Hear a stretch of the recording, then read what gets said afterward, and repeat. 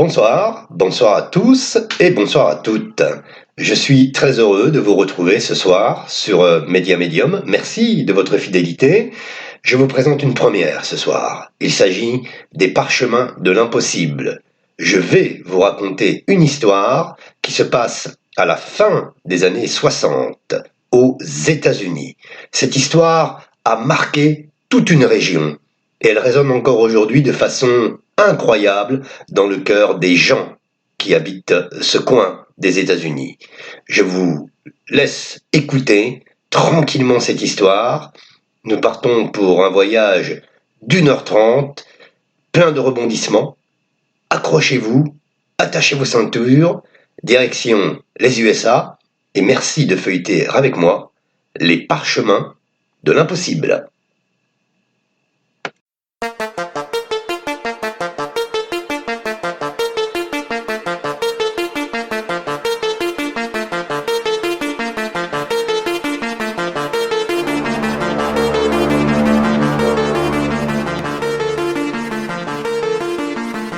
L'homme est très loin d'avoir expliqué et compris les mécanismes de l'univers. Lorsqu'il explore les secrets des univers, des puissances inimaginables sont là, visibles et invisibles. Ces puissances deviennent des forces d'édification ou de destruction. Parfois, l'être humain est certain de ses convictions. Pour lui, elles représentent une forteresse inébranlable. Les plus sceptiques et cartésiens diront en parlant des histoires dites paranormales que ce sont des foutaises, que ces phénomènes sortent tout droit de l'imagination de ceux qui les rapportent. Jusqu'au jour où eux-mêmes se retrouvent impliqués dans une expérience défiant l'ordinaire. Là, leurs certitudes sont bousculées, tout est remis en question. Ils sont alors prêts à feuilleter les Parchemins de l'impossible.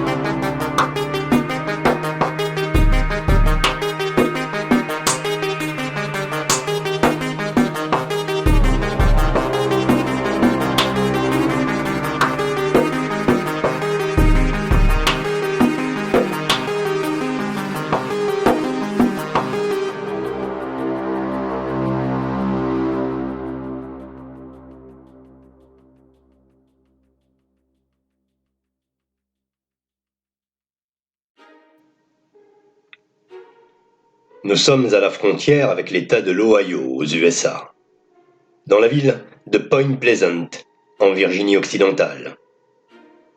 Point Pleasant est une petite ville qui héberge environ 4000 âmes.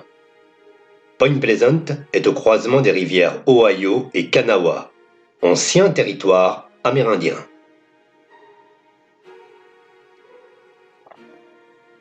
En 1770, le président George Washington se rend dans cette région.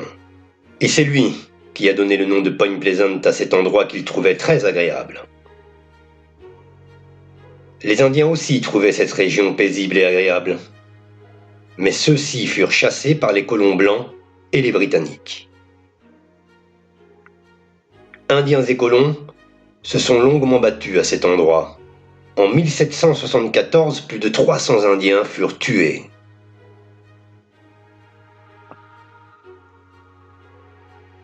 En 1777, le chef indien Cornstalk et sa tribu des Shawnees font la paix avec les Blancs. Afin de se protéger de nouveaux soulèvements et de nouveaux conflits de la part des Amérindiens, les colons blancs britanniques décident de garder le chef indien Cornstalk en otage dans le fort Randolph, occupé par la milice américaine et le capitaine Arbuck.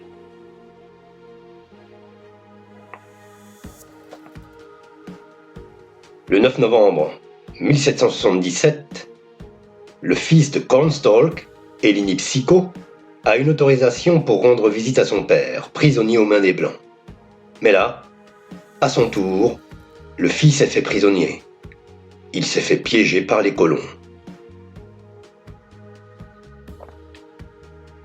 Le 10 novembre des coups de feu retentissent non loin de la rivière Kanawha. 2 soldats, Gilmore et Hamilton, sont attaqués par les membres d'une tribu qui n'est pas la tribu Shawnese. Hamilton s'échappe de justesse, mais Gilmore est tué et scalpé.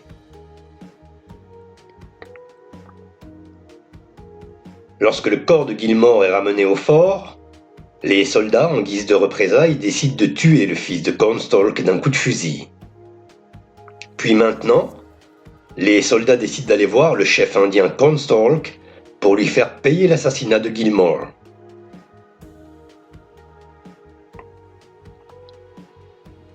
Le chef amérindien comprend que le temps lui est désormais compté. Il sait qu'il sera abattu dans les prochaines secondes. Avant que son corps ne soit traversé par une dizaine de balles, ses derniers mots sont les suivants. « La malédiction du grand esprit tombera sur ton pays. » Depuis ce 10 novembre 1777, Point Pleasant n'était plus vraiment ce point plaisant. C'était devenu un endroit maudit, celui de la malédiction de Cornstalk, au nom des Shawnees.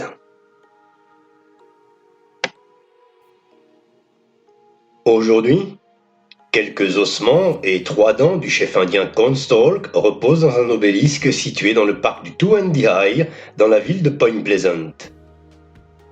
Le 4 juillet 1941, un éclair s'est abattu sur le monument. Beaucoup se sont demandé s'il y avait un lien avec la malédiction du chef indien Cornstalk.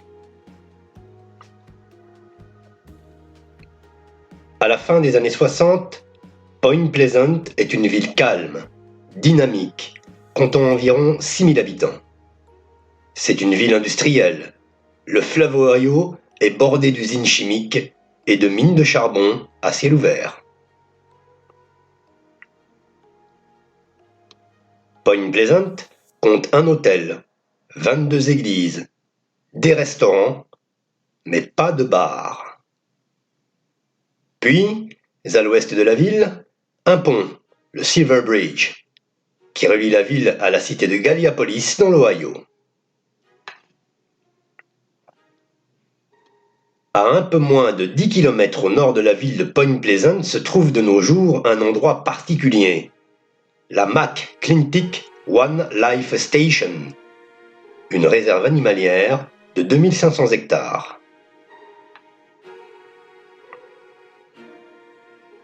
Mais avant de devenir ce qu'elle est aujourd'hui, cette réserve était durant la Deuxième Guerre mondiale une zone militaire secret défense, où l'on fabriquait des bombes et des munitions. L'usine produisait 230 000 kg de TNT par jour à son apogée. Sous terre, on a creusé des milliers de kilomètres de galeries pour relier entre eux les ateliers de fabrication d'explosifs, pour être ensuite stockés dans des dômes de béton en forme de tumulus, recouverts de verdure et de végétation, étant rendus ainsi invisibles vus du ciel. Ces tumulus se trouvaient non loin d'une centrale électrique de 45 millions de dollars, employant 3500 personnes au début des années 1940. Après-guerre, les fabriques furent démantelées, les explosifs retirés, les entrées et sorties des tunnels furent bouchées. À la fin des années 60, ce qu'on appelait la zone TNT est devenue une zone polluée et sinistrée. La centrale électrique est dans un état de délabrement total, tandis qu'elle est rongée par la rouille. La nature a repris ses droits, et les monticules abandonnés sont un endroit apprécié par les adolescents de la région, qui y viennent pour faire de l'exploration. On s'y retrouve pour faire du vélo, du tir à l'arc, pour fumer, pour boire, mais aussi pour se faire peur, car ce décor post-apocalyptique est le décor idéal pour se raconter des histoires effrayantes une fois la nuit tombée.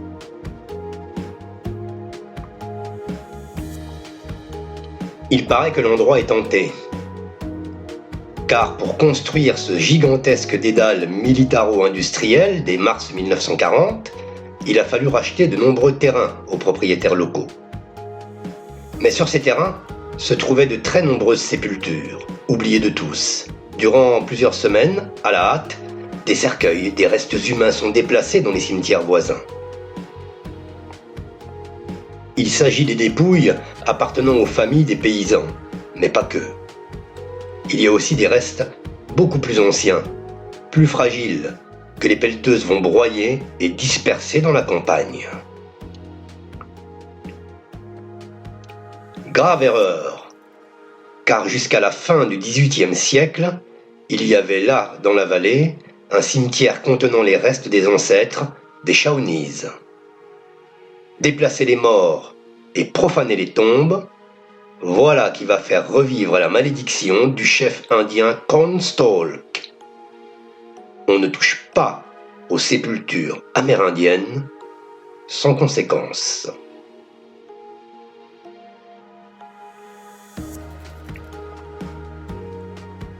Rappelez-vous, le chef indien Cornstalk avait maudit ces terres avant d'être assassiné gratuitement et lâchement par les colons.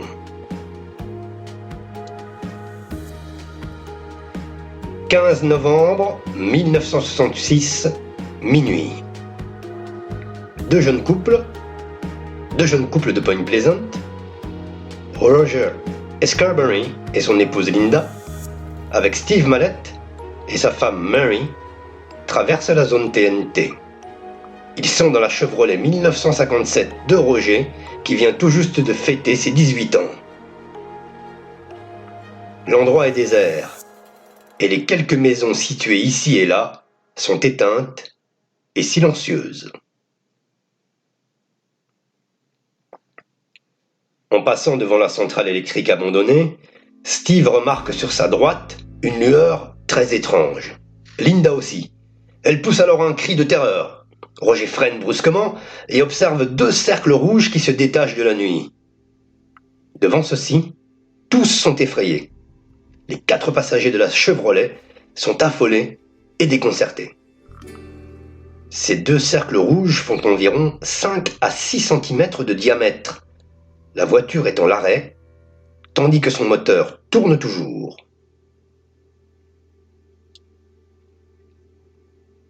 Les 4 personnes sont comme hypnotisées par cette chose. Petit à petit, alors que l'œil s'habitue à la nuit, les cercles rouges se métamorphosent en yeux globuleux qui sont reliés à une énorme créature d'environ 2,50 m.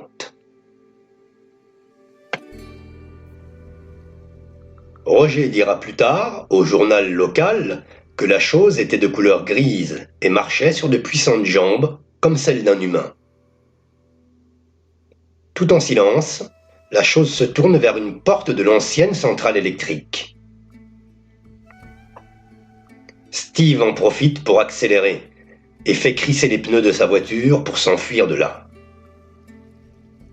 La voiture se dirige maintenant vers la route 62, quand d'un coup ils aperçoivent le monstre debout au sommet d'un tumulus. La chose déploie lentement ses ailes et les poursuit, tandis qu'il roule à environ 60 km/h. La prise en chasse s'effectue désormais en dehors de la zone TNT. La Chevrolet est poussée dans ses derniers retranchements, atteignant la vitesse de 120 km/h. Mais le monstre volant est toujours là. Il glisse dans les airs et ne semble pas vouloir lâcher la Chevrolet conduite par Steve. Puis arrivé au bord de la ville de Point Pleasant, la créature disparaît en frôlant la voiture. Les jeunes gens arrivent en centre-ville paniqués, traumatisés. Ils se sentent enfin en sécurité. L'éclairage public permet à Steve de voir le visage plein de larmes de Linda et le visage déformé par la peur de Mary.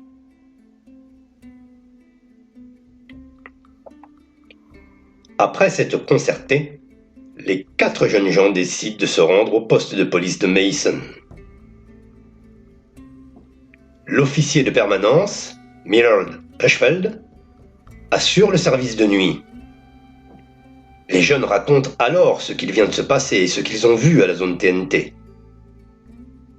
Aujourd'hui, cette déposition au poste de police, datée du 15 novembre 1966, est visible dans un musée dédié à la créature aux yeux rouges.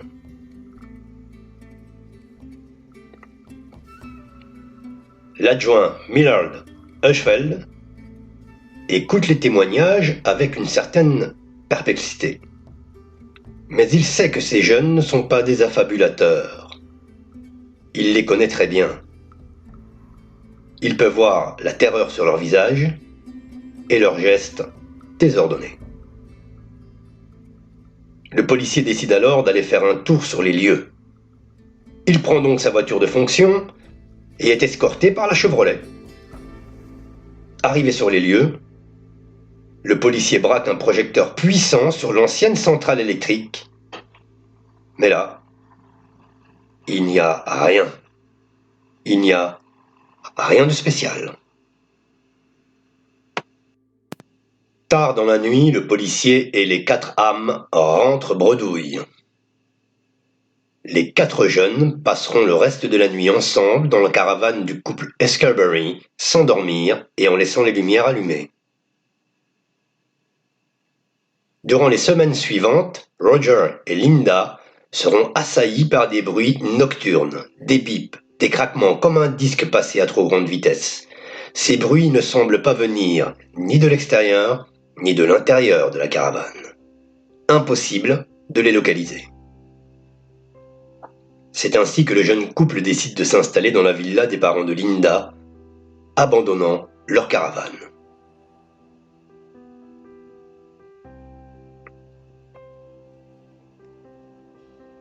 Le mercredi 16 novembre au matin, le shérif George Johnson improvise une conférence de presse.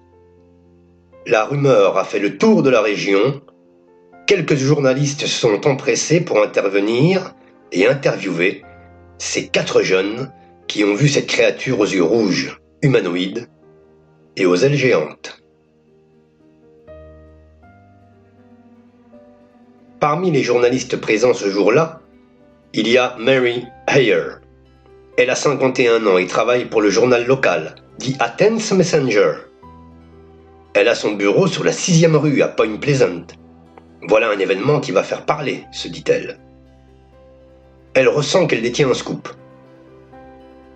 Elle envoie donc quelques lignes sur cette étrange rencontre nocturne le jour même à l'Associated Press. 24 heures après les faits, les Escarberry, les mallettes et la bête aux yeux rouges sont dans toutes les discussions.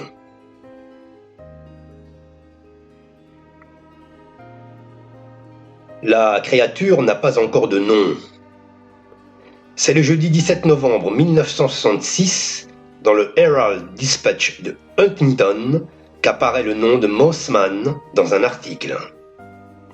Mothman est un nom générique formé du nom man pour homme et moth pour mythe, ou bien encore papillon de nuit.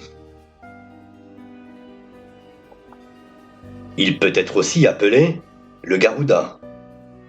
C'est un homme-oiseau dans la tradition hindouiste et bouddhiste. Il est le symbole de la capitale de la Mongolie, Ulaanbaatar.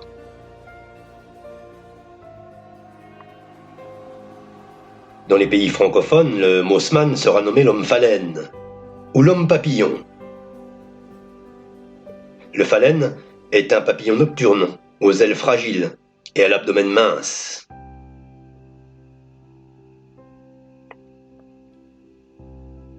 Le Mothman a fait son apparition pour la première fois en septembre 1880 aux États-Unis, d'après les archives. W.H. Smith fut le premier à relater son apparition dans le New York Sun. Il parle d'une forme humaine, ailée, qui faisait des acrobaties aériennes au-dessus des baigneurs de Coney Island. Volant à environ 300 mètres au-dessus de la foule, vêtu de noir, avec une expression cruelle et déterminée. Jusqu'à ce jour, cette observation est inexpliquée.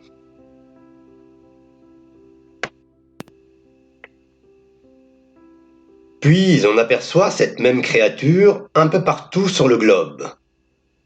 Le 11 juillet 1908, non loin du fleuve Gobi, l'explorateur russe Vladimir Arseneliev en sera le témoin privilégié.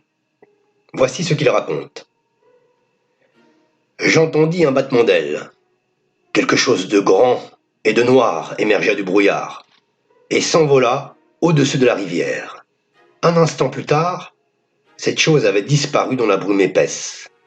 Mon chien, complètement terrorisé, se blottit à mes pieds. Après le souper, je parlais de cet incident aux hommes de la tribu Oudéhé. Ils se lancèrent dans un récit très animé à propos d'un homme qui pouvait voler dans les airs. Début janvier 1948. Madame Zeïkovski déclare à la presse avoir vu un homme avec des ailes argentées à 100 mètres au-dessus de sa grange dans l'État de Washington. Mais son témoignage ne sera pas pris au sérieux par les autorités. 18 juin 1953, Texas.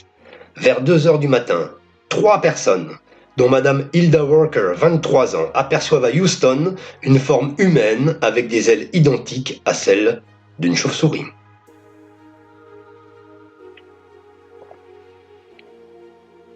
Je suis peut-être cinglé, mais je l'ai vu, déclare Howard Phillips dans le journal The Houston Chronicle.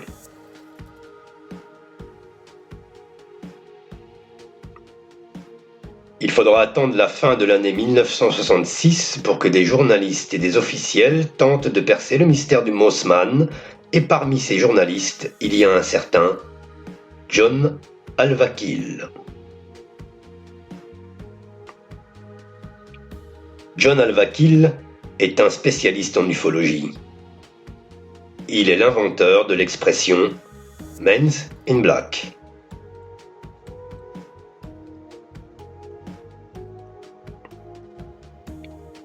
Mais à ce moment-là, John Keel n'est pas au courant de l'histoire de Point Pleasant. Il habite à Washington, D.C.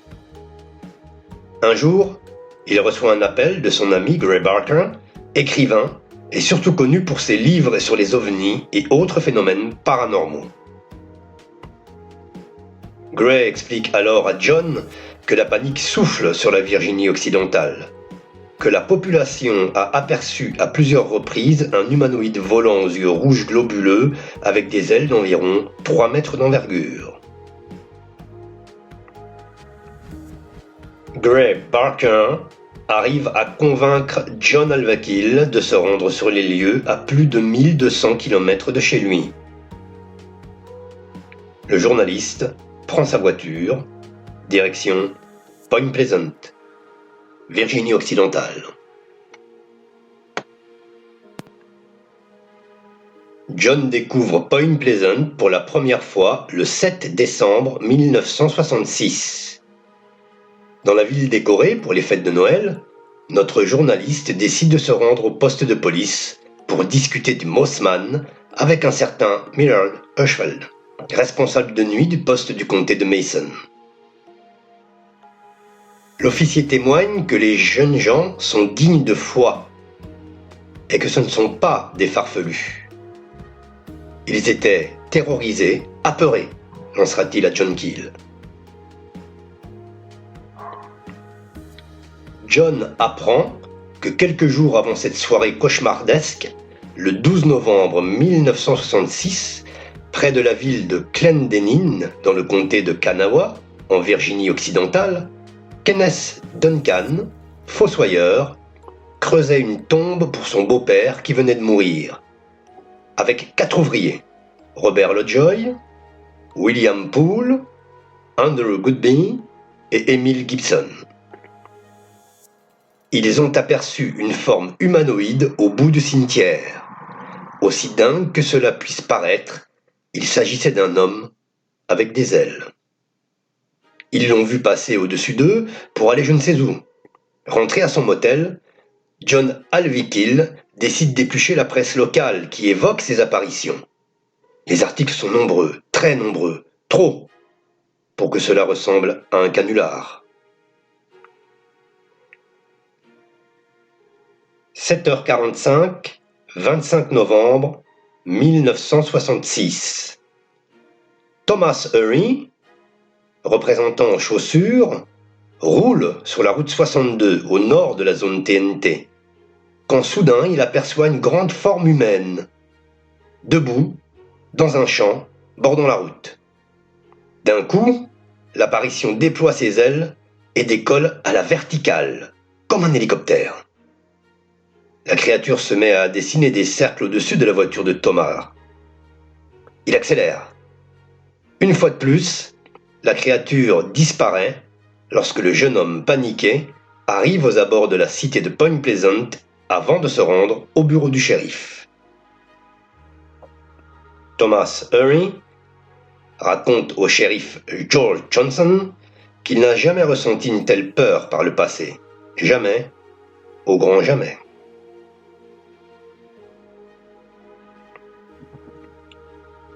La même semaine, George Wolfe Jr., 33 ans, un citoyen de Beaver Falls, en Pennsylvanie, aperçoit, durant une partie de chasse dans la forêt, un grand oiseau zigzagant entre les troncs d'arbres. Il est gris et fait approximativement 2,50 m de haut.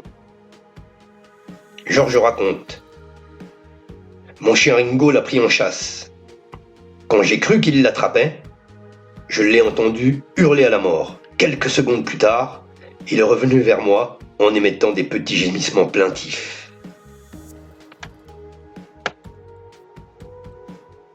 18 novembre 1966. Deux pompiers volontaires de Point Pleasant, Benjamin Enox et Paul Yoder, pique-niquent dans la fameuse zone TNT. C'est alors qu'ils voient un oiseau géant passer au-dessus d'eux. Et les témoignages d'apparition du Mossman sont nombreux, très nombreux. Une centaine d'adultes disent avoir vu cette apparition ailée. Ceux et celles qui l'ont vu de près disent que c'était gris, sans plumage, bien plus grand qu'un homme, qu'il avait environ 3 mètres d'envergure, ailes déployées, et qu'il pouvait décoller à la verticale. Sa tête est une énigme, hormis ses 2 yeux rouges. C'est donc dans une ambiance assez tendue que John Alvakill débute son enquête.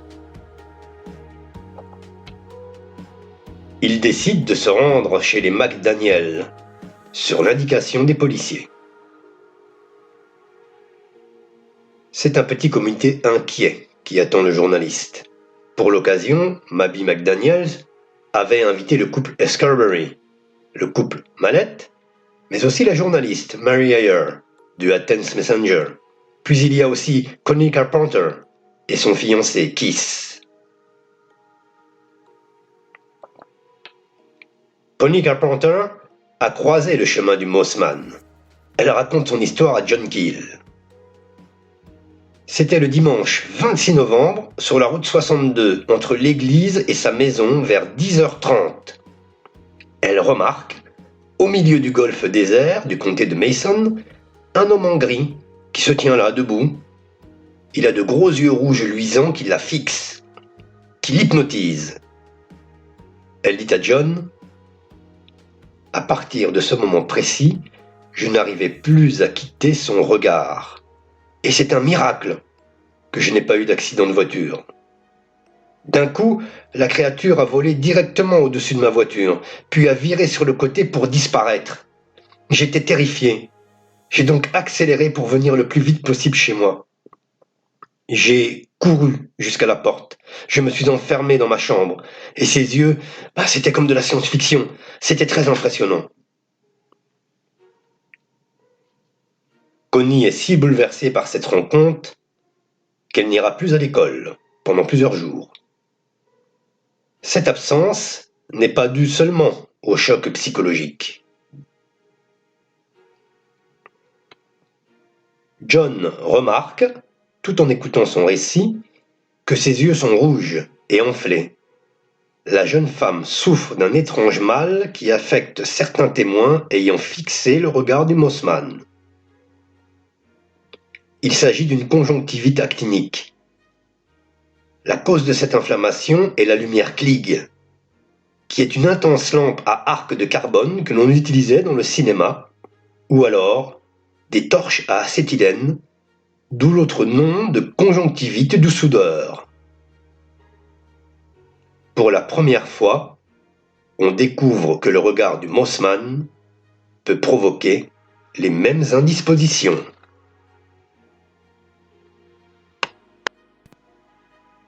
Après avoir noté chaque témoignage, John Alvikil demande à être accompagné sur la zone TNT. Il est environ 21h lorsque les voitures arrivent sur les lieux.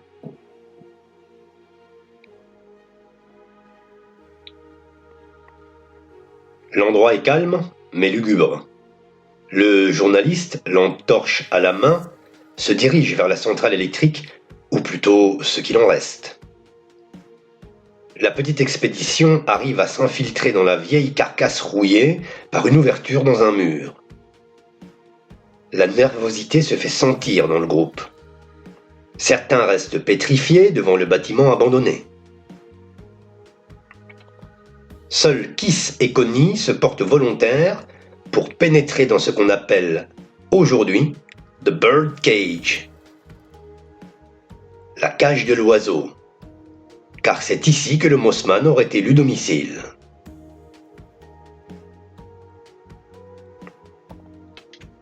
Pour le moment, tout est calme, étrangement calme. Même les animaux semblent avoir déserté les lieux. Le trio s'enfonce encore un peu plus dans la centrale.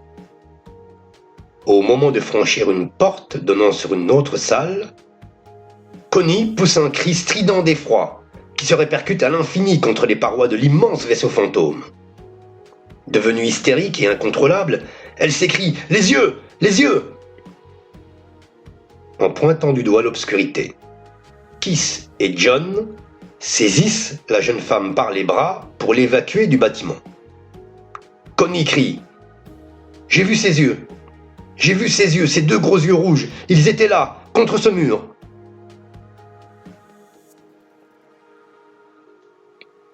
Son état de panique glace le sang de ses collègues. Kiss la prend dans ses bras, les jambes vacillantes, Connie s'assied. Pendant qu'elle reprend ses esprits, John retourne avec sa lampe torche à l'endroit indiqué par la jeune femme. Mais là, il n'y a rien. Rien du tout. Le mur est lisse et vide. En ressortant du bâtiment, John Keel remarque que le policier Alva Sullivan a rejoint le groupe. Mais comme beaucoup de locaux, il est réticent à pénétrer dans l'antre de l'homme phalène. Kiss raccompagne Connie en larmes à leur voiture. Elle demande au reste du groupe de partir. Mais d'un coup, Mary Mallette interrompt Connie et s'exclame « Mon Dieu, je saigne !» John éclaire alors avec sa lampe son oreille dont s'écoule un petit filet de sang qui pourrait indiquer une commotion cérébrale induite par exemple par un brusque changement de pression atmosphérique. Il est temps, maintenant, de quitter la zone TNT. Mais pas pour longtemps. En éternel imbécile, comme il le dit lui-même, John décide de retourner seul sur la zone TNT. Il est déjà minuit. C'est en roulant au pas que John scrute les bosquets, les dômes et leurs entrées, les abords de la route. Il est sur le territoire du Mossman, et tout peut arriver n'importe quand. C'est sur une de ces routes désertes que John va avoir une expérience extraordinaire qu'il relate dans son livre « La prophétie des ombres ». Alors qu'il circule dans la zone, John est tout d'un coup envahi par une peur incontrôlable, et qui n'est pas produite par quelque chose qu'il vient de voir ou d'entendre. C'est autre chose, comme une vague de terreur qui vous envahit. John accélère pour échapper au danger. Mais quel danger! Après avoir parcouru quelques mètres, la sensation de peur disparaît d'un coup. Stupéfait par cette expérience, il décide de faire demi-tour pour repasser au même endroit. À nouveau, la frayeur l'envahit. Il recommence l'expérience une troisième fois en tentant de délimiter la zone de terreur avec les arbres et les marques sur la route. Une fois à nouveau au calme, John stoppe son véhicule, il sort de sa voiture et remarque l'étrange silence autour de lui.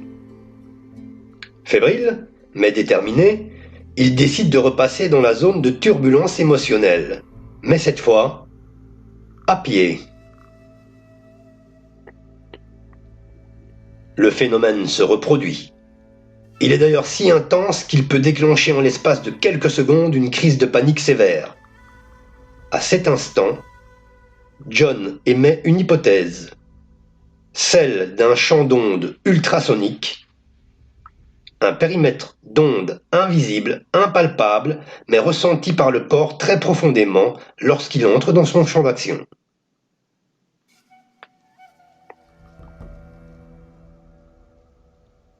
Lorsque John Keel arrive dans son hôtel, en plein milieu de la nuit, celui-ci est épuisé physiquement, mais son cerveau fonctionne à plein régime.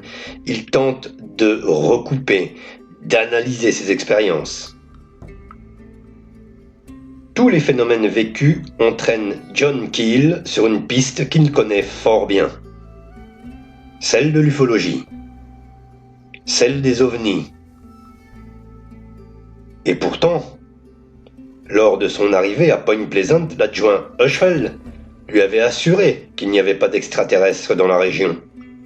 Il avait dit ceci. « Pas d'extraterrestres dans la région, juste cet oiseau, et c'est déjà bien assez. » Dans cette enquête, John Alvikil va trouver une coéquipière de choix, la journaliste Mary Ayer. Mary est une femme qui est bourrue de travail. Elle est très ouverte d'esprit. Elle est prête à traiter avec assiduité les événements qui se passent dans la ville de Point Pleasant. Mary Ayer possède un avantage sur John Keel, c'est qu'elle connaît bien les habitants de la région, puisqu'elle est correspondante pour son journal, The Athens Messenger, depuis 27 ans dans la ville. Elle connaît aussi très bien cette région. Voici des atouts précieux lorsque l'on tente de percer des mystères comme celui du Mossman.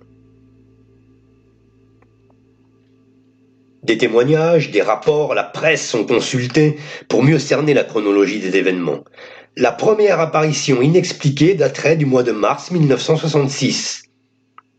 Une femme rapporte avoir vu un disque métallique voler au-dessus de l'école de Point Pleasant, un objet identique ayant atterri derrière sa maison, qui a été vu par ses enfants quelques jours plus tard, a-t-elle déclaré.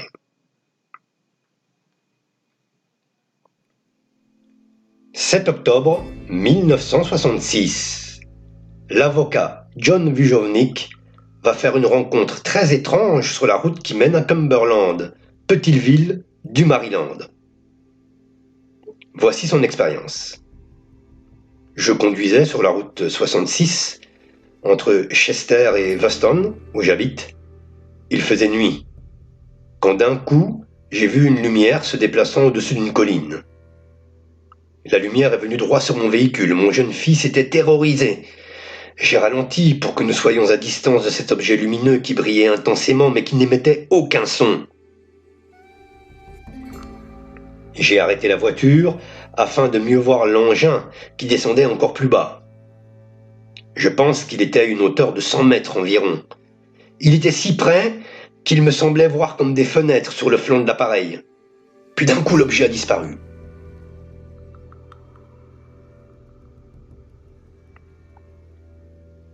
Durant ce mois d'octobre 1966, l'une de ces brillantes lumières longe régulièrement la rivière Ohio, traversant Point Pleasant du nord au sud.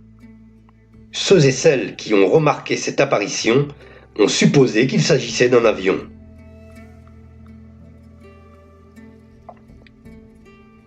Début novembre 1966. Un homme est entré subitement dans le bureau de Mary Ayer. C'est un ouvrier qui est complètement effrayé, paniqué. Il lui lance sans lui dire bonjour. « Je dois juste en parler à quelqu'un. Je dois juste en parler à quelqu'un. » Mary Ayer lui demande de s'asseoir. Elle prend de quoi noter et elle écoute l'histoire de cet homme agité et perturbé. Il raconte. Le 2 novembre 1966, un collègue et moi rentrions à Point Pleasant par la route 77 après notre journée de boulot à Marietta dans l'Ohio. En approchant de Parkersburg, un objet est apparu. Il est descendu très bas dans le ciel. J'ai arrêté la voiture pour le regarder. L'appareil s'est posé sur le sol. Un homme en est sorti. Un homme en est sorti. Il avait l'air normal. Il avait un grand sourire, un long manteau noir, mais il y avait quelque chose de bizarre dans sa démarche. Il avançait vers nous, les bras croisés, et cachait ses mains sous ses aisselles. Il cachait ses mains sur ses aisselles, madame. Comme s'il ne voulait pas qu'on les voie. Il ne voulait pas montrer ses mains, il les cachait sous ses aisselles. Je n'ai pas osé sortir de ma voiture, mais j'ai baissé la vitre, et on a commencé à parler. L'étranger m'a demandé qui nous étions, où nous allions, et quelle heure il était. Ensuite, il est reparti vers sa navette en forme de cylindre sombre et a disparu dans le ciel.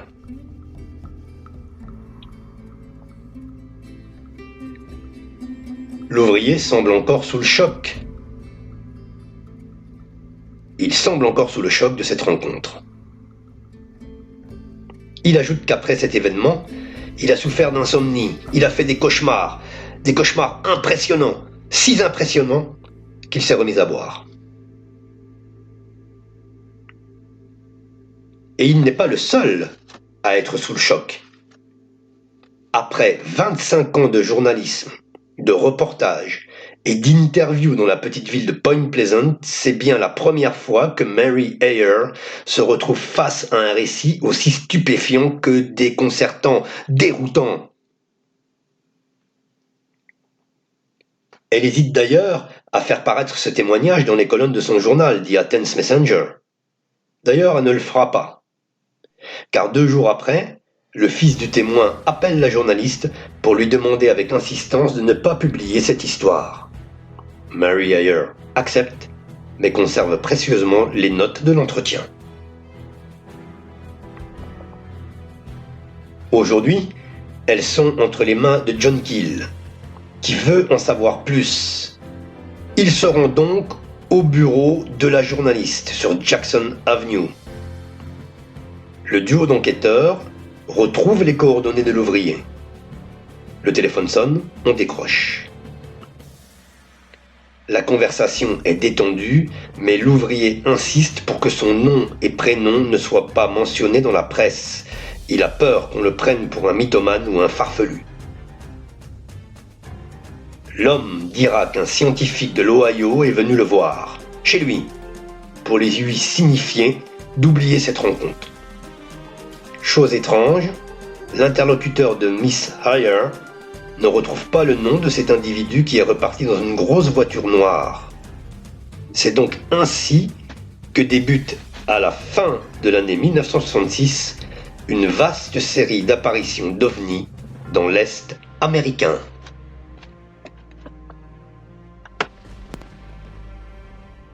Au plus fort du phénomène, Mary Ayer va recevoir plus de 500 rapports d'apparitions d'ovnis en un seul week-end. Pendant que ce 2 novembre 1966, un ouvrier et son collègue discutent au bord d'une route avec un homme qui voyage dans un cylindre opaque sur la route 77, Woodrow Derenberger rentre chez lui en empruntant la même route. Woodrow est un grand type costaud, d'environ 50 ans. Il est représentant pour une compagnie d'électroménager et il habite avec sa famille dans une petite ferme sur Mineral Wells, en Virginie occidentale. Il pleut et il fait froid, il fait déjà nuit. Au volant de son camion, en ligne droite, Woodrow remarque dans son rétroviseur qu'une voiture semble le suivre, peut-être la police. Il décide de ralentir pour laisser la voiture le doubler. Mais quand le véhicule arrive à sa hauteur, Woodrow manque de faire une embardée. car la voiture n'est pas une voiture, mais un tube de verre de couleur anthracite. L'automobiliste freine brutalement car l'objet vient de se mettre en travers de la route. Il est là, à 3 mètres devant lui. Woodrow panique quand il voit une personne sortir par une porte se trouvant sur le flanc du cylindre. L'homme mesure environ 1,80 m. Il a 35-40 ans. Il est très beau. Il est soigné, cheveux bruns, longs, coiffés en arrière. Sa peau est très bronzée et ses bras sont croisés et ses mains cachées sous ses aisselles. Il porte un long manteau noir et dessous, il a un vêtement en tissu verdâtre et brillant qui lui donne un aspect métallisé.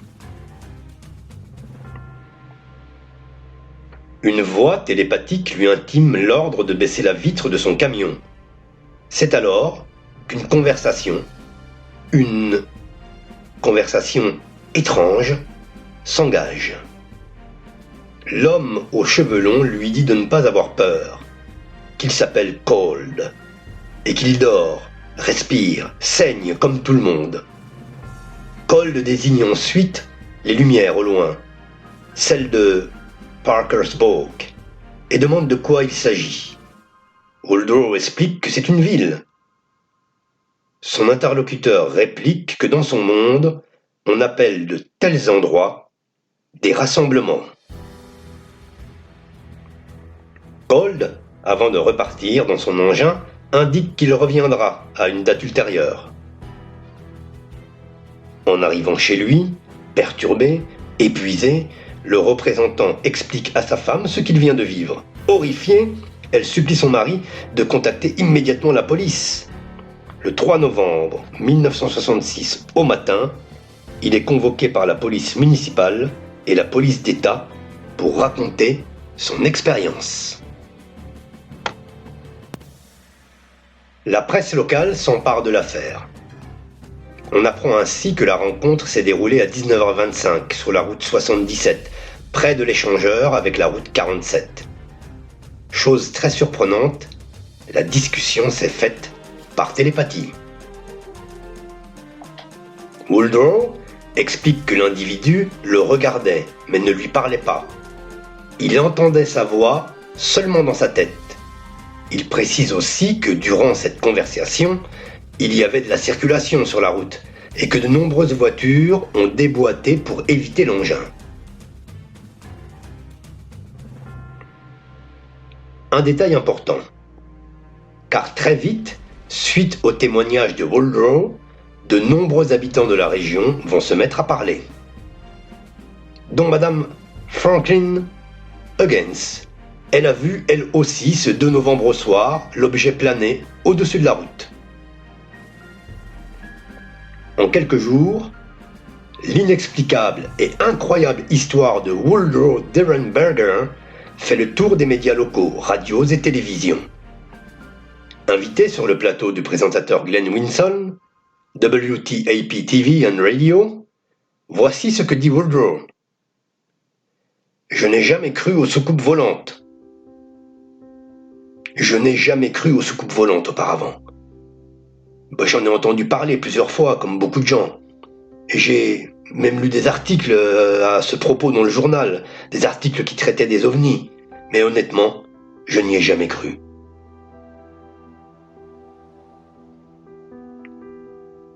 En ce mois de novembre 1966, Point Pleasant est l'épicentre d'un chaos humain médiatique impressionnant. Les curieux restent des heures devant la demeure des Derenberger, espérant pouvoir capturer ou photographier l'être venu des étoiles. À la tombée de la nuit, on peut aussi apercevoir une longue file d'attente de voitures se dirigeant vers la zone TNT, dans le but de pourchasser une créature ailée qui terrorise toute la vallée. D'autres se donnent rendez-vous sur les collines alentours, espérant y voir des apparitions lumineuses. Le spectacle sera grandiose, car pour Halloween, des soucoupes apparaîtront dans le ciel et reviendront à de multiples occasions. Les observations sont si nombreuses qu'il est impossible de toutes les relater. Mais ces phénomènes, ces observations ne sont pas du goût de tout le monde. Des familles entières sont traumatisées et se barricadent chez elles dès la nuit tombée. La paranoïa et la peur s'invitent dans les discussions des habitants de la région. Quant aux églises, elles sont prises d'assaut car toutes ces manifestations annoncent que la fin des temps est proche.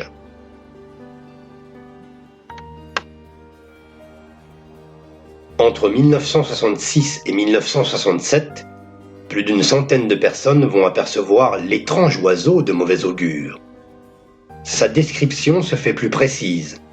Il est gris, sans plumage, bien plus grand qu'un homme, avec de grands yeux rouges hypnotiques. Ceux qui le rencontreront vivront par la suite toute une série d'événements inexplicables et bizarres. Comme Connie Carpenter, qui a rencontré la créature en novembre 1966. Elle entendra toute une série de bips sonores derrière la fenêtre de sa chambre. Il y a aussi dans toute la région des problèmes de téléphone qui sont étranges. Une jeune femme de Point Pleasant raconte à John Keel que son téléphone sonne tous les jours à 17h. Et quand elle décroche, c'est un homme au bout du fil. Il parle très vite, dans une langue inconnue. Un autre témoignage retient l'attention de John. Une autre habitante de la ville qui reçoit régulièrement des appels. Lorsqu'elle décroche, elle entend une voix métallique qui parle un langage incompréhensible.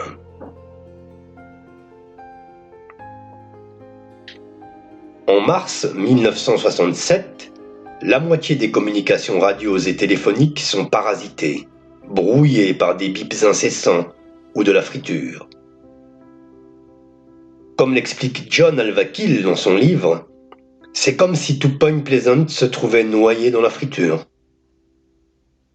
Mais dans la vallée, on reçoit des visites pour le moins insolites.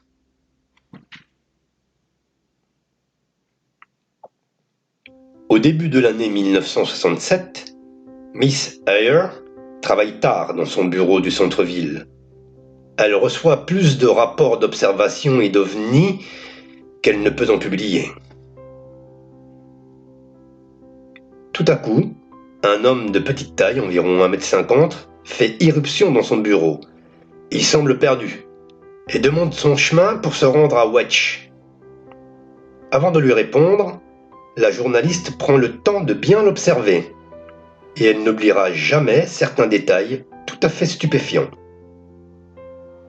Nous sommes en plein hiver, la température extérieure n'est pas à 10 degrés, mais l'étranger porte seulement une chemise à manches courtes et un pantalon très léger. Il a des chaussures avec d'épaisses semelles. Quant à ses yeux, ils sont comme hypnotiques. Le regard est fixe, droit, alors que le petit homme s'exprime de façon hésitante, presque confuse. Bref, il y a comme un décalage entre le son et l'image. Son récit de panne de camion est décousu et peu cohérent, à tel point que Mary sent l'angoisse l'étreindre, et plus l'homme parle, plus il se rapproche de son interlocutrice, comme s'il cherchait à sonder son âme. C'est un appel téléphonique qui va mettre fin à cette conversation. L'homme en profite pour courir vers la porte et s'enfuir dans la nuit. Cette visite inhabituelle n'est que la première du genre. Le 8 mai, vers 22h30, au moment où Mary Ayer ouvre la porte de sa maison, une grosse voiture noire freine brusquement devant chez elle. Un homme sort avec un appareil photo à la main et la vise. Le flash est tellement puissant que la journaliste est aveuglée durant de longues secondes. 22 février 1967. La jeune Connie Carpenter, qui avait vu le Mossman quelques mois auparavant, se rend à pied à son école. Il est 8h15 ce matin-là, quand une grosse Buick noire de 1949 s'arrête à côté de la jeune femme. Le conducteur baisse la vitre. C'est un homme soigné, de 25 ans. Chose étrange, son visage est rouge, comme s'il avait pris un coup de soleil, alors que nous sommes en hiver. Il lui fait signe de venir vers la voiture. Elle s'exécute. Quand elle arrive à la hauteur de la portière, l'homme saisit fermement son bras et lui donne l'ordre de monter. Confuse et apeurée, Connie se débat. Elle arrive à se dégager et court se réfugier dans sa maison. Dans l'après-midi vers 15 heures, on frappe à sa porte. Connie ne répond pas. Elle est terrifiée et attend derrière son lit. Dans sa chambre, elle attend le retour de son ami. Le soir même, elle retrouvera un mot qu'un inconnu a glissé sur la porte. Il est écrit en lettres majuscules. « Attention jeune fille, je peux encore t'avoir. »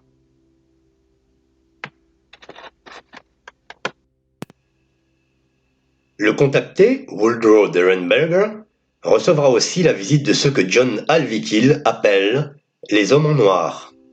Un jour, raconte-t-il au journaliste, je travaillais dans mon magasin, quand deux petits hommes costauds, avec une peau couleur olivâtre et vêtus de costumes noirs, sont venus vers moi sans me saluer.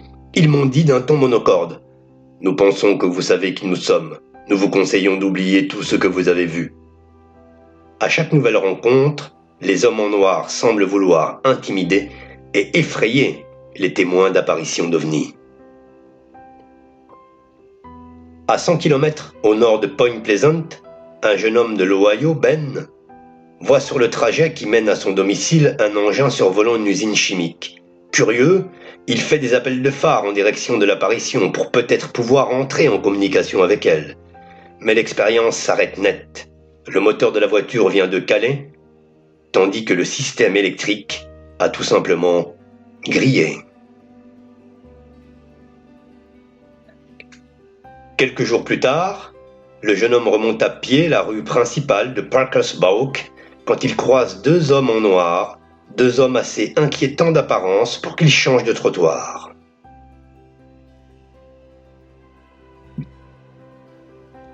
Linda Scarberry, qui a vu le Mossman le 15 novembre 1966 dans la zone TNT, a elle aussi été prise en chasse par trois hommes en noir dans une voiture.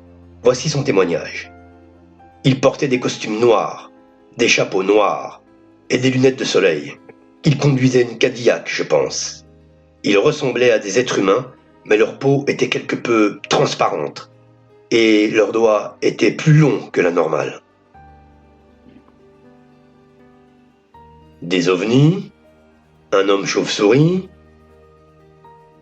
des Men in Black, des brouillages hertziens, des bips sonores. Cette multiplication de phénomènes inexpliqués pourrait faire tomber n'importe quel humain dans la paranoïa ou la folie. Mais ce n'est pas tout. S'ajoutent à cela des manifestations de poltergeist. Le jeune Ben, sur les conseils de Mary Ayer, contacte John Keel. Il a des choses à lui raconter. Il lui explique que depuis la vision de l'engin volant au-dessus de l'usine chimique, il se passe des choses étranges chez lui. Le téléphone sonne sans arrêt. Quand il décroche, il entend des séries de bips. Mais encore plus effrayant, des tiroirs s'ouvrent tout seuls. Des objets disparaissent. Un jour, la femme de Ben remarque qu'une énorme armoire s'est déplacée toute seule pour se loger devant une fenêtre. John tentera de la déplacer pour voir si un homme peut la faire bouger, mais il se rend vite à l'évidence que c'est impossible de la manipuler. John Alvakil et Mary Ayer remarquent au cours de leur enquête qu'à chaque fois qu'une personne ou un groupe de personnes se trouve en présence d'un ovni ou de l'homme papillon, qu'il se produit dans leur vie des événements mystérieux qui plongent les expérienceurs dans un état de grande souffrance psychologique.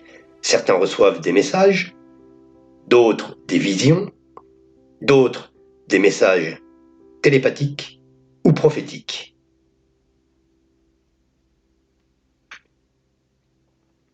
« 2 novembre 1967. Virginia Thomas, qui habite près de la zone TNT, est dans sa cuisine quand elle entend un gros bruit métallique qu'elle situe aux abords de sa propriété. Elle sort de chez elle pour voir ce qu'il se passe. Quand soudain, elle aperçoit une ombre, plus grande qu'un homme. Cette ombre court dans l'herbe. La chose se déplace à une vitesse folle, traverse les champs, puis disparaît derrière les arbres. Elle contacte aussitôt Mary Ayer pour lui raconter son histoire de monstre gris, et elle ajoute « Depuis cette apparition, je suis en proie à de terribles cauchemars. Je vois des gens bizarres autour du fleuve. C'est comme une invasion. Ils arrivent dans des camions et investissent la zone TNT. » Le 3 novembre 1967, John écrit à Mary Ayer et il lui dit ceci.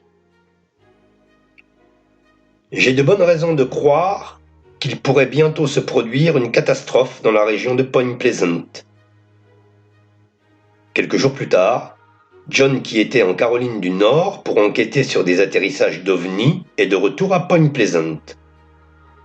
C'est Mary qui vient le chercher en voiture à l'aéroport de Charleston. Elle raconte à John qu'elle a été passablement interloquée par sa lettre du 3 novembre, car elle venait aussi de faire un cauchemar pour le moins inquiétant. Elle a vu plein de gens se noyer dans le fleuve Ohio. Il y avait des corps partout, qui flottaient à la surface de l'eau. John a fait le même rêve, mais avec l'impression que c'est un souvenir. Surménage intellectuel suite aux enquêtes rédigées suite à ces affaires extraordinaires. Mary et John sont dans le doute et le questionnement. Ils ont l'intuition persistante que quelque chose de grave va se passer. En cette période des fêtes du mois de novembre 1967, les apparitions du Mossman et des ovnis baissent en intensité. La ville semble avoir retrouvé un semblant de calme et de sérénité. C'est à la fois une bonne nouvelle. Mary Ayers peut enfin souffler et s'occuper d'autres sujets d'actualité. Mais c'est aussi inquiétant, car c'est un peu comme si vous étiez dans l'œil du cyclone. Ce petit espace circulaire paisible, tandis qu'autour de vous, on peut voir une forte zone de turbulence qui se rapproche, et qui se rapproche lentement, mais sûrement.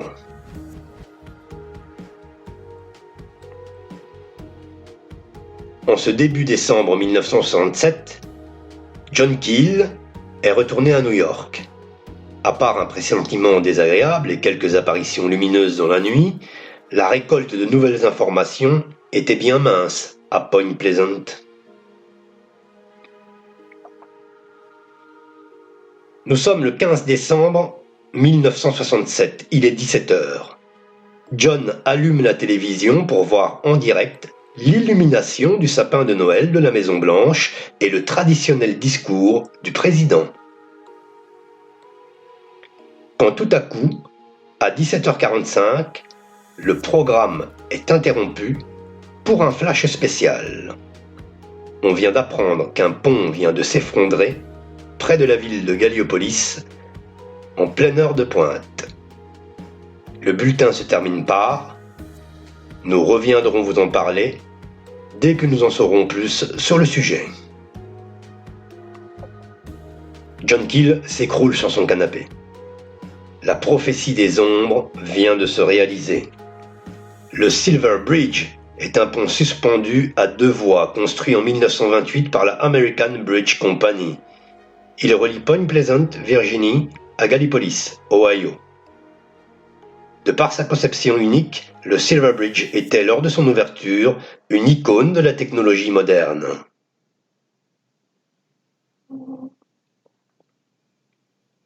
En ce début d'après-midi du 15 décembre 1967, le feu tricolore côté Ohio ne fonctionne pas bien. Il reste bloqué sur le vert en pleine heure de pointe. Très vite, le pont devient un goulot d'étranglement pour les camions et les voitures qui roulent au pas. En quelques minutes, l'édifice est saturé de véhicules sur les deux voies.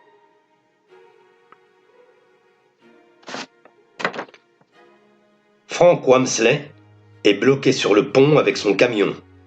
C'est un conducteur de 28 ans, un pont qui vacille légèrement, comme à son habitude, lorsqu'il y a des bouchons. À 17h04, c'est tout l'édifice qui se met à bouger de manière convulsive. L'acier grince. Les 680 mètres de route se déplacent de droite à gauche, quand d'un coup la route se morcelle en plusieurs endroits. Des câbles viennent de lâcher et provoquent une impressionnante détonation ainsi que des étincelles au-dessus des voitures. En à peine quelques secondes, le pont cède. Le sol se dérobe sous les pneus des voitures. Certaines sont en équilibre au-dessus du vide. Juste en dessous, des eaux sombres prêtes à avaler des familles entières. Le bruit de l'acier qui se tord. Les cris des passagers sont assourdissants. En centre-ville, les lumières baissent subitement d'intensité. Le terrible vacarme provoqué par l'effondrement du pont ressemble à celui de l'explosion d'une bombe faisant trembler vitres et objets. 31 véhicules et 64 personnes font une chute vertigineuse de 25 mètres dans une eau à 6 degrés. Certains auront la chance de pouvoir s'extirper à temps de leur cercueil métallique avant qu'ils ne soient emportés au fond des eaux ou écrasés par les débris du pont. D'autres y perdront la vie. 46 personnes, pour être précis, dont une petite fille de 17 mois. Celle d'Howard Boggs, qui avait seulement 24 ans. Dans cette tragédie, il perdra aussi sa femme.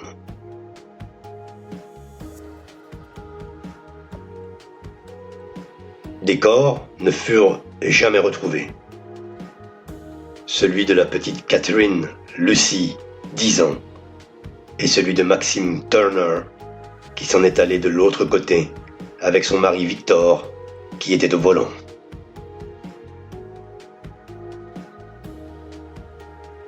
« 22 des victimes sont originaires de l'Ohio, 19 de Virginie occidentale, 5 de Caroline du Nord et de Virginie. On compte parmi les disparus plusieurs témoins d'OVNI. À présent éclairés par les lampes torches des secours, il ne reste plus que 2 piliers de béton solitaires. Un enchevêtrement chaotique de câbles et de poutres et des lignes électriques cassées accrochées aux arbres. Cette nuit-là, Mary Ayer est à son bureau. Entre 2 sanglots, elle écrit un article sur le drame tout en répondant au téléphone qui ne cesse de sonner. Au bout du fil, des confrères qui la pressent de questions sur ce qu'il vient d'arriver. Dehors, un balai incessant d'ambulances et de voitures de police, et puis des flashs, encore et encore, des flashs d'appareils photo.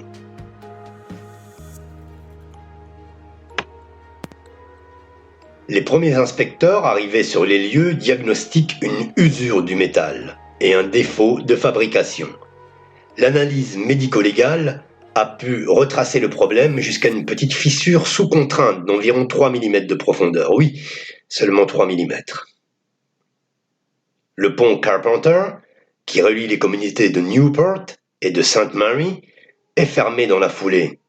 De la même conception que le Silver Bridge, il sera démantelé en 1971. À ce jour, la catastrophe du pont de Silver Bridge reste la pire catastrophe de pont des États-Unis d'Amérique. Quelques mois plus tard, les autorités construisent le Silver Memorial Bridge. Ce pont enjambera la rivière Ohio entre Gallipolis et Amberson. Son emplacement est plus au sud. Il est inauguré le 15 décembre 1969, soit 2 ans jour pour jour après la tragédie du premier Silver Bridge. Le pont, Hiram Carpenter, sera remplacé par le High Carpenter Memorial Bridge. Sa construction se terminera en 1977. Sur la rive, côté Virginie occidentale, l'artiste Jesse Corliss a réalisé une fresque murale là où se trouvait l'entrée du pont. Cette fresque donne l'impression que l'édifice est toujours présent. On peut voir, au premier plan, une voiture verte traversant le pont argenté, et sur l'autre voie au loin, une seconde voiture noire. Cette création, qui semble anodine, est pleine de symboles. Le véhicule partant en direction de Gallipolis est une vieille berline Ford de 1928. Elle représente l'année d'inauguration du pont. Le pick-up GMC vert est de 1967. Il représente l'année de l'effondrement de Silver Bridge. Il y a aussi 46 voies qui survolent le fleuve Ohio. Il s'agit là d'un hommage aux 46 victimes de la tragédie. À droite de l'œuvre, une plaque commémorative. Chaque année, le 15 décembre, une cérémonie du souvenir est organisée.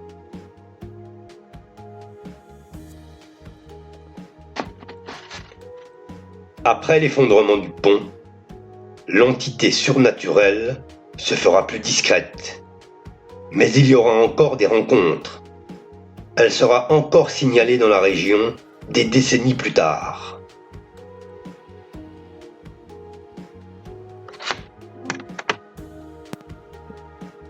Novembre 2016, un homme a envoyé à la télévision locale WHS-TV quelques clichés sur lesquels on peut voir distinctement une créature avec des ailes. Cet homme était sur la Nationale 2, qui longe le fleuve Ohio de Parkersburg à Wheeling, lorsqu'il a vu un animal passer d'un arbre à l'autre. Il s'est arrêté sur le bas-côté pour prendre des photos avec son smartphone. En zoomant, on peut voir des jambes assez longues et fines. Les extrémités sont retournées vers l'intérieur comme si les pieds pouvaient se regarder.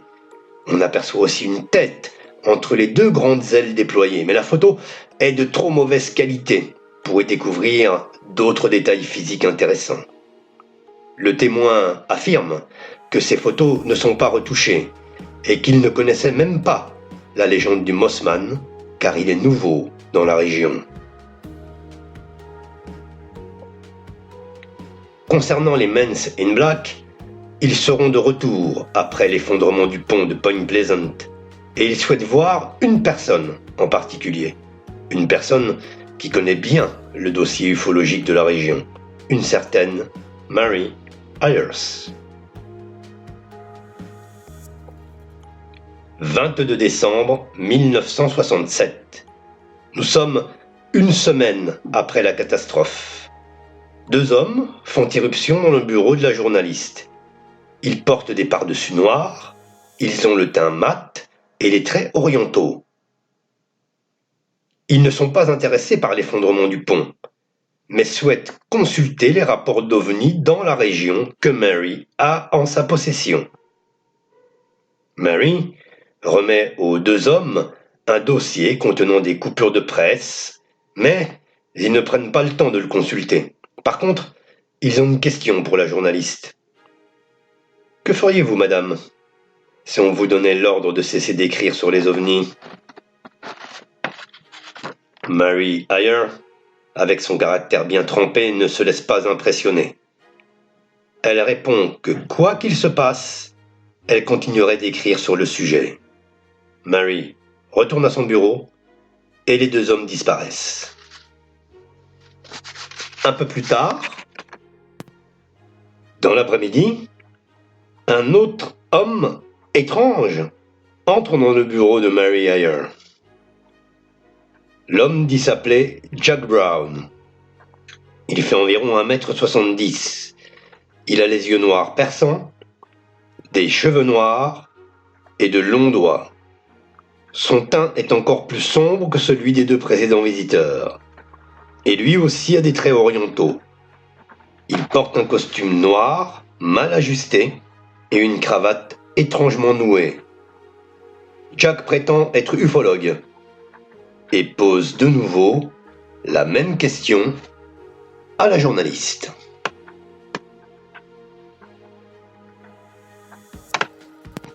Que feriez-vous si on vous intimait l'ordre de ne plus écrire sur les ovnis ?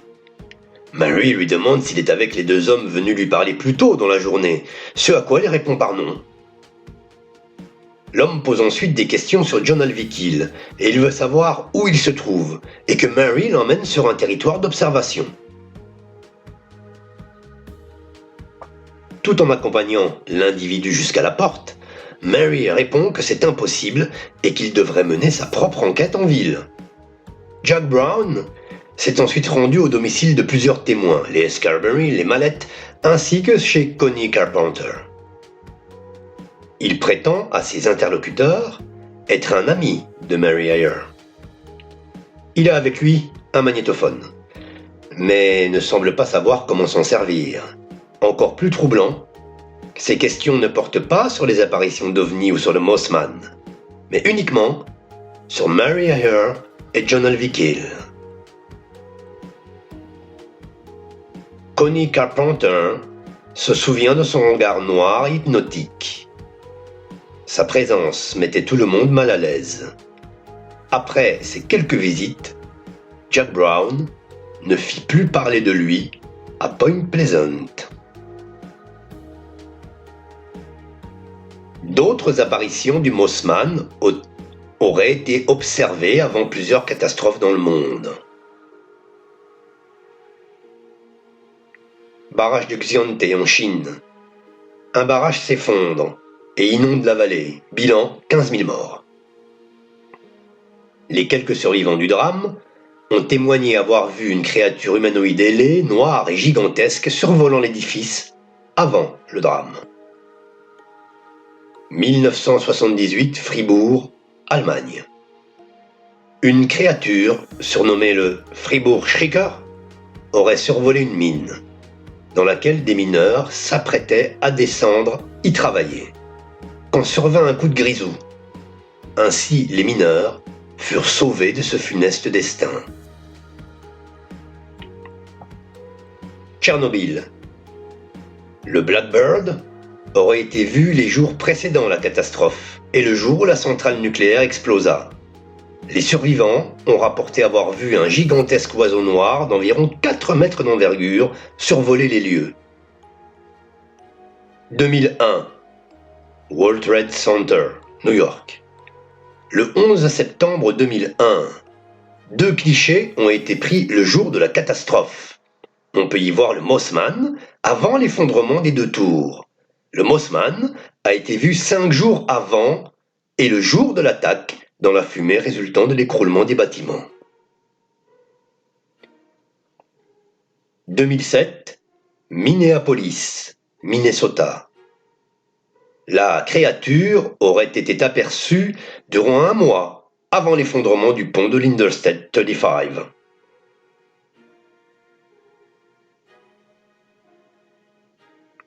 2009, La Junta, Mexique. La grippe aviaire sévit terriblement. Plusieurs témoins affirment avoir vu un cryptide ressemblant à l'homme phalène. Des étudiants furent pourchassés par la créature. Fukushima, Japon, 2011. Marcus Pierce, citoyen américain, visitait la région.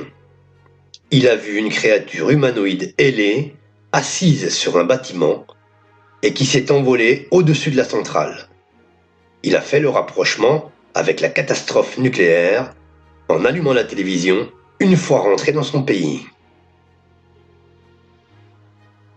Depuis 2017, les apparitions se développent sur la ville de Chicago et autour du lac Michigan. Le Chicago Phantom, nommé ainsi par la presse, a été vu plus de 60 fois ces dernières années. Tobias Weiland, ancien enquêteur du MUFON, a publié un livre sur ce sujet en 2019.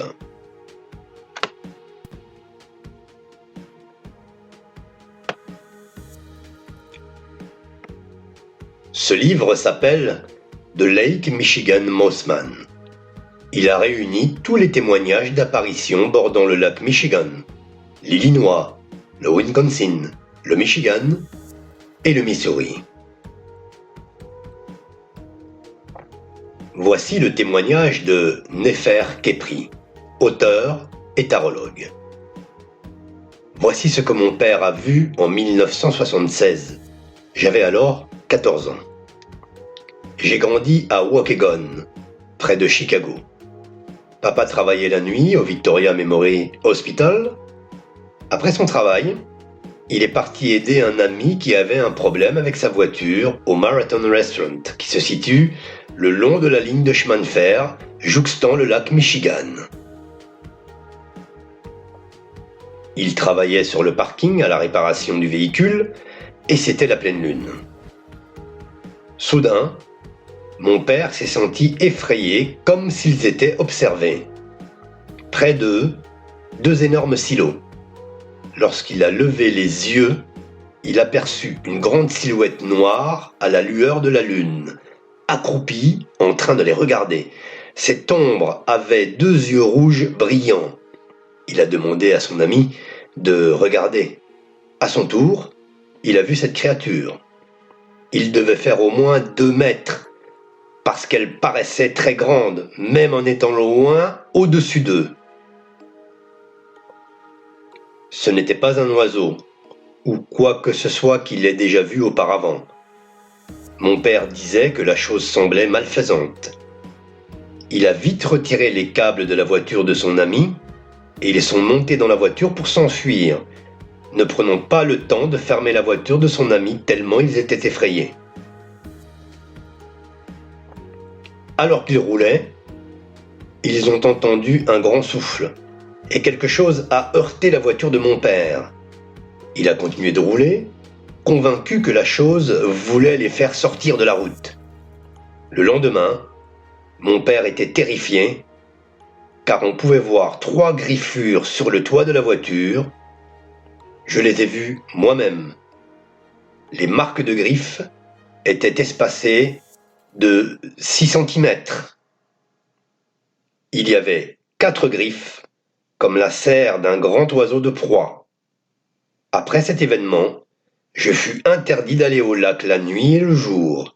Mon père était très stressé les jours de pleine lune.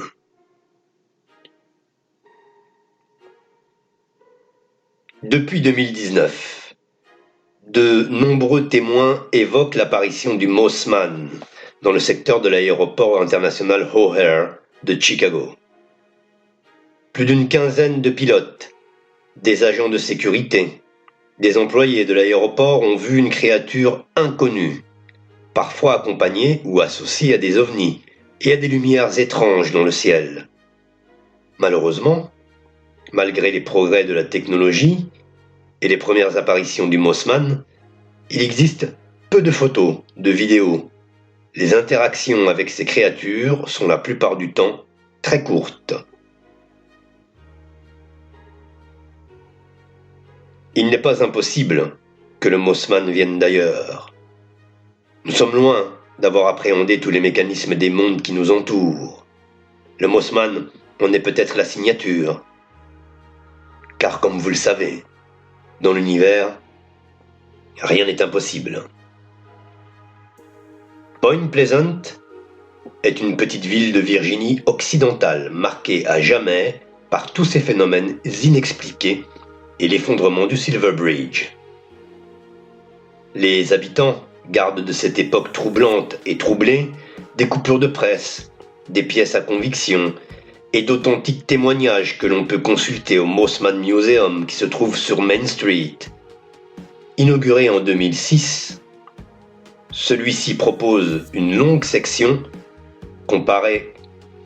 consacrée à Mary Ayer et John Alvikill. Une aux Men in Black et une dernière à l'effondrement du pont le 15 décembre 1967. Si vous souhaitez approfondir le dossier Mossman et tous ces phénomènes inexpliqués, Voici quelques références qui pourraient vous intéresser. Le livre La prophétie des ombres de John Alvikill, avec une préface de Pierre Lagrange, chercheur, enseignant, sociologue à l'Université de Lille. Pierre Lagrange s'intéresse au phénomène OVNI depuis des années.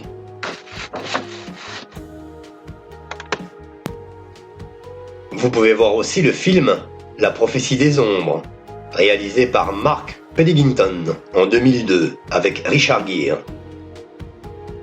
Mais le réalisateur a pris beaucoup de liberté par rapport au récit de John Alvikill. Le Mothman est par exemple plus évoqué qu'il n'est montré. Et puis il y a aussi le livre en anglais de Gray Barker, The Silver Bridge, écrit en 1970. C'est le premier livre écrit sur le Mothman. Une créature à l'aspect hideux, des yeux rouges qui hypnotisent et terrorisent. Mais aussi une créature qui n'attaque pas les gens, qui peut-être même les prévient d'un danger imminent. Le Mothman est un cryptide à part, auquel aujourd'hui encore les habitants de Point Pleasant sont très attachés. S'il faisait peur à la fin des années 60, aujourd'hui, il fascine.